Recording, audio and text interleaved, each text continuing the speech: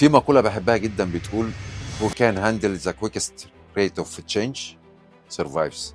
دي مش مجرد جملة تحفيزية والسلام، دي كانت فلسفة حياة عند جون بويد، وده كان طيار حربي وكان عارف يعني ايه ياخد قراره في ثانية. ومن هنا طور واحد من أقوى النماذج اللي هتغير طريقة تفكيرك تماما، وهو ال OODA لوب، واللي خلاني نؤمن بالنموذج ده واطبقه في حياتي ان هو ينفع في كل حاجة، في شغلك، في استثماراتك.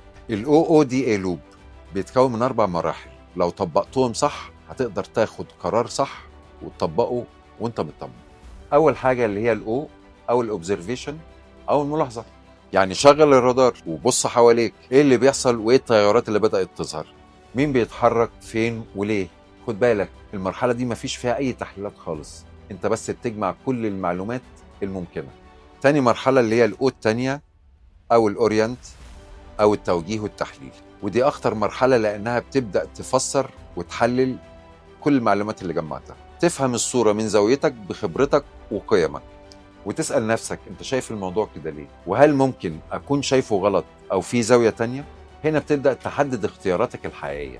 ثالث مرحله اللي هي الدي او ديسايد او اتخاذ القرار، هنفذ انهي قرار دلوقتي. مش مهم يكون القرار مثالي، بس لازم يكون مناسب للوقت والظروف واهدافك.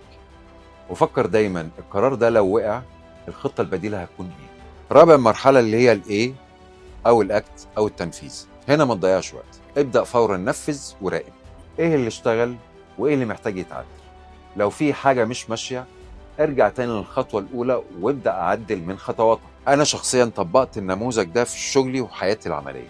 الفرق مش في المعلومة اللي معاك، الفرق في انك اتصرفت ازاي لما المعلومة وصلتك. لو حابب تعرف ازاي تطبق ال OODA لوب في السوق العقاري المصري، تابع السلسلة اللي جاية.